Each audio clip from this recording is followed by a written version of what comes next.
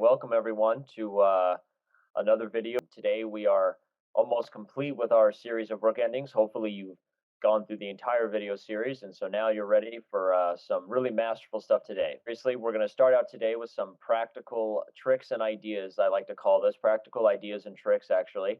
And what we're going to try to talk about are some positions from real games, some positions where we're going to use some of the ideas that we've learned throughout this whole series and watching these videos and try to put them into practice in some of our games and some practical situations.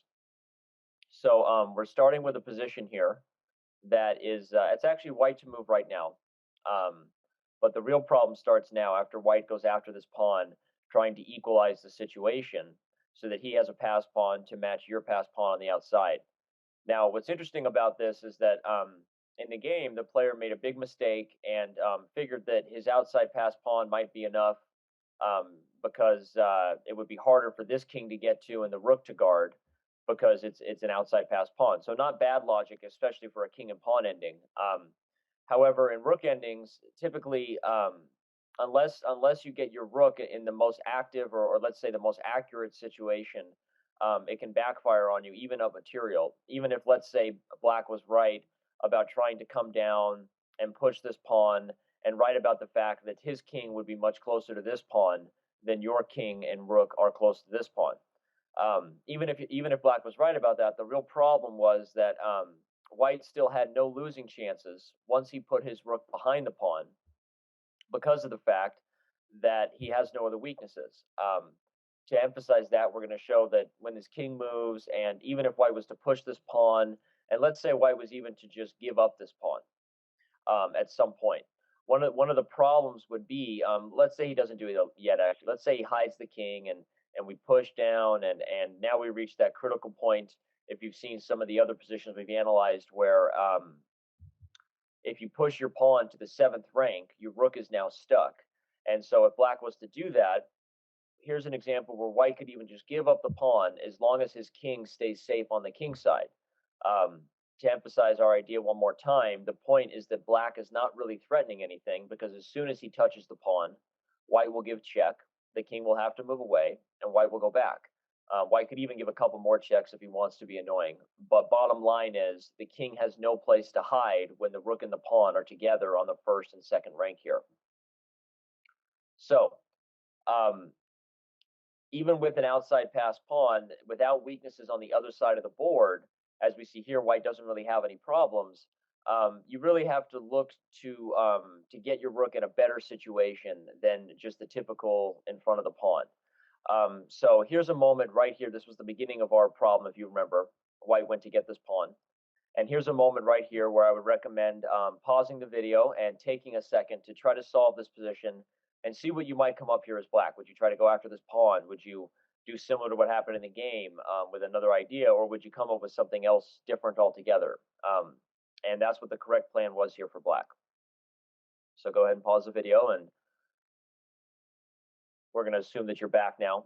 And so the correct idea for black was to give check. And now if white were to come up, obviously this would be a nice idea, because we could pick up this pawn and probably have enough to win with the 2 pawns. However, when the king moves back, we're not able to pick up that pawn. So what was the purpose of the check? The idea was to try to come back down around to get behind your pawn. As typical, and we've said in other videos, rook should always be behind the pawns, whether that means you're trying to defend or win, actually. If your rook is behind the pawn, you're in the best situation. So even if white tried not to take the pawn for a moment by giving this check, we could block the check, and now he would be forced to go through with his plan of capturing the pawn, allowing us to bring the rook back behind the pawn, where black is now headed for an easy win, believe it or not. Just the difference of the rook position gives black an easy winner, and at the very least, much, much better winning chances. With white having only 2 pawns on this side of the board and really no weaknesses to speak of, still going to be a difficult win. But we're going to try to play it out here and show what the basic concept and why it's so much better to have your rook behind the pawn rather than in front of the pawn. So let's say white tries to come around and he realizes that, okay, he's not going to get a queen before you do, because your king can easily stop it. So let's say he brings the rook down to what the best situation would be, which would be to block the pawn of the third rank.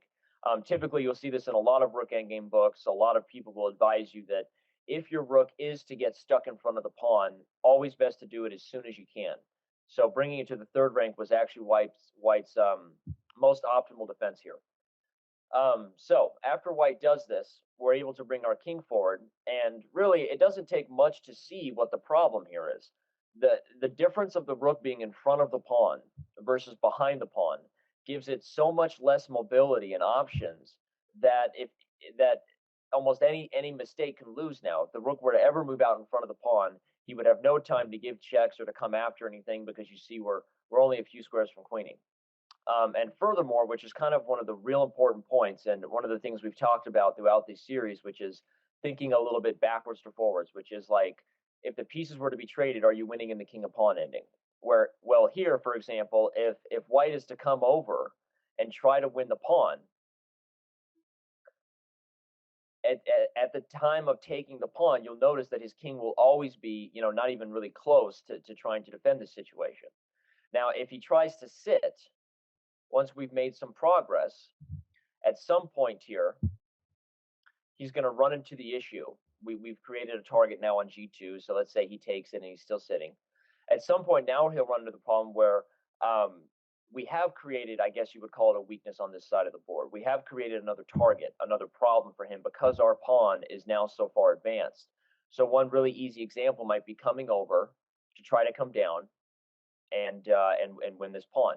In fact, I think the most accurate way to do it would be to come to the d file. And I'll show you why in 1 second. But before I do, please notice that even if the king takes now, you would still have the opportunity to check and trade rooks. And if the rook takes now, you would still have the opportunity to check and take rooks. So the best thing he might be able to do is to come down and defend on the second rank.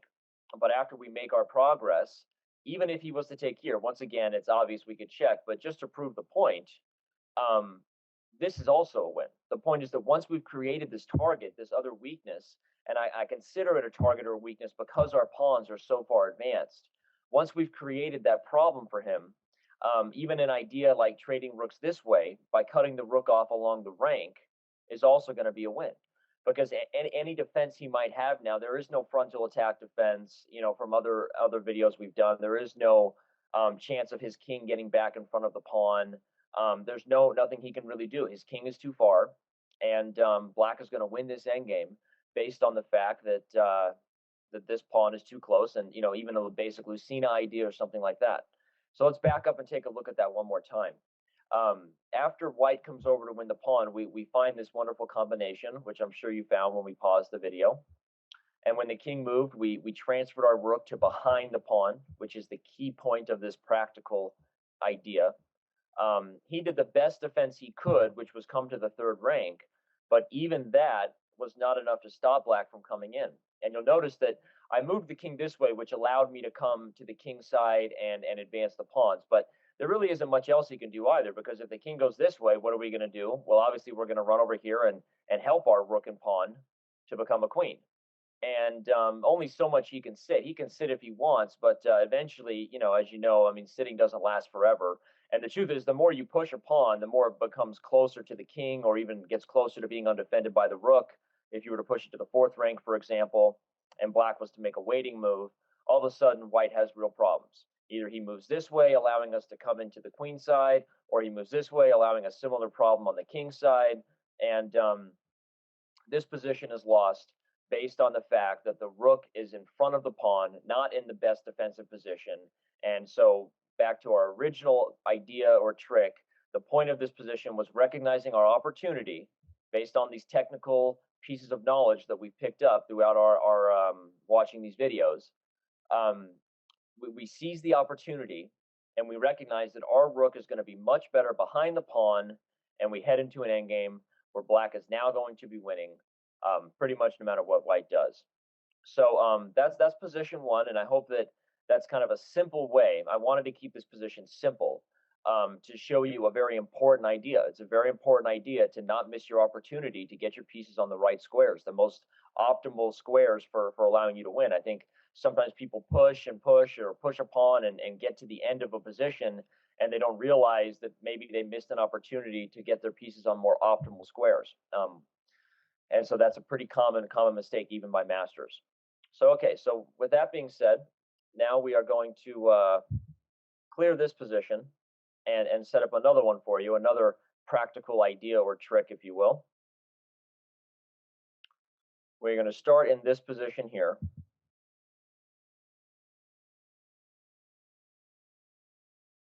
And again, I only made white moves first because it's easier to do that on the board. But the position is to be solved from here.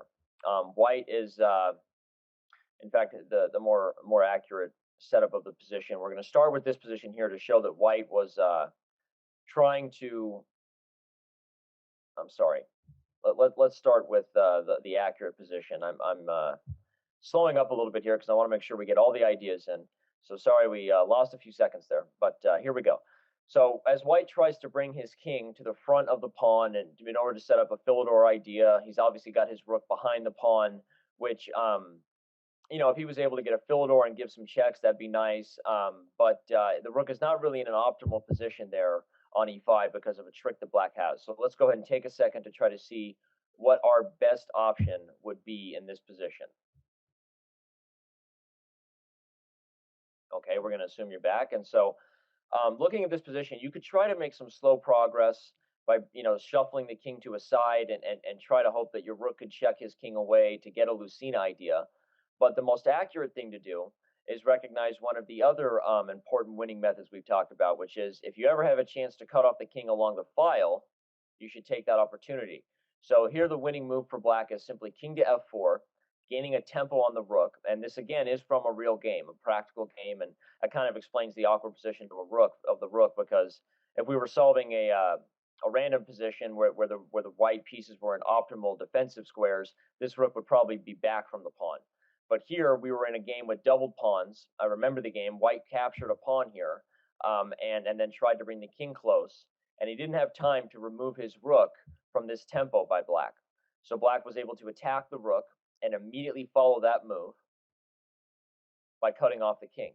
And so now you've created a situation where even if checks occur, if you're able to hide your king behind your pawn, you know what you're headed towards because you've watched all of our videos, and that is you're headed for a Lucina. The king's going to hide in front, and he's going to try to maintain some sort of defensive chances, but we're going to make our progress.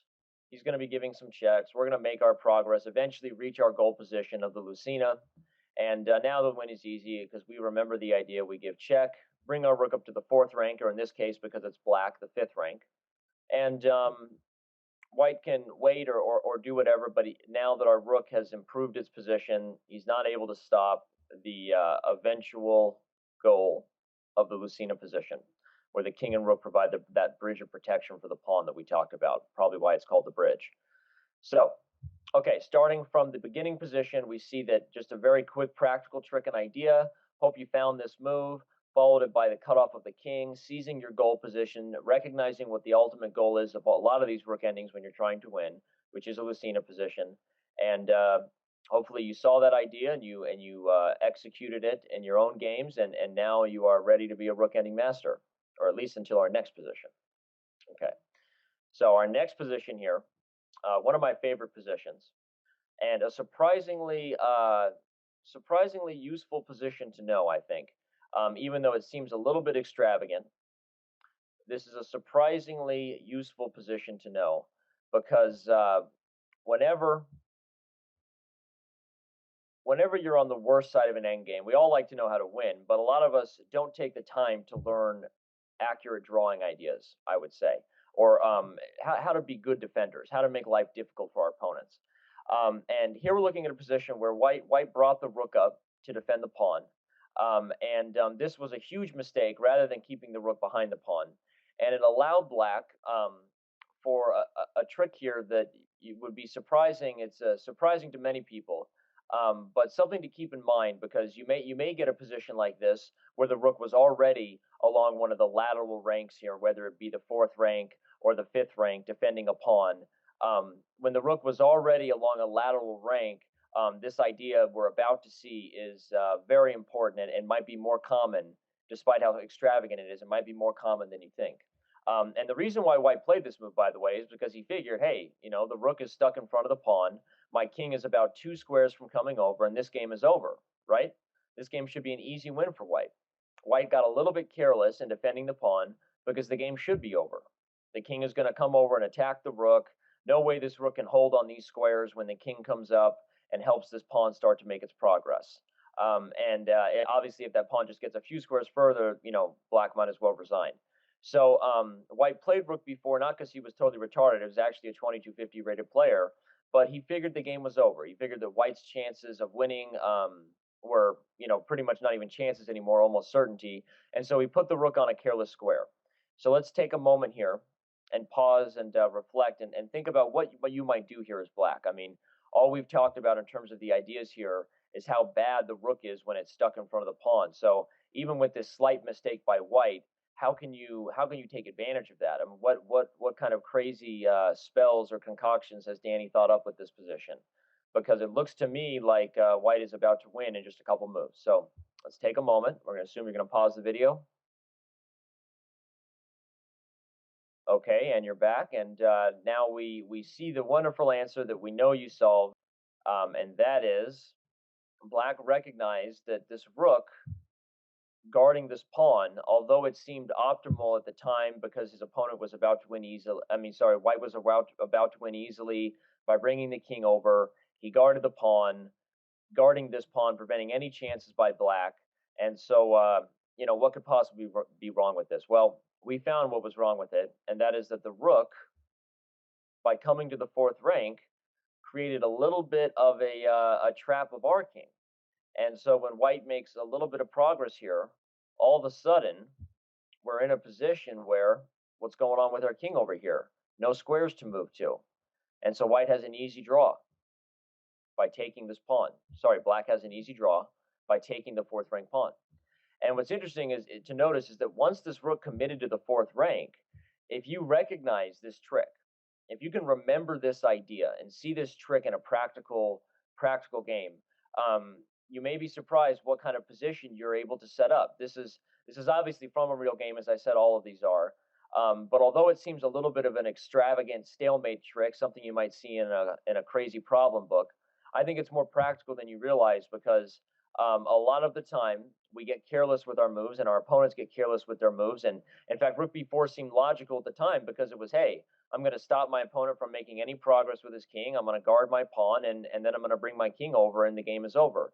But it turned out that our ability to recognize the awkward position of our own king, the stalemated position of our own king, helped us in finding a surprising defense, which was that we were stalemated.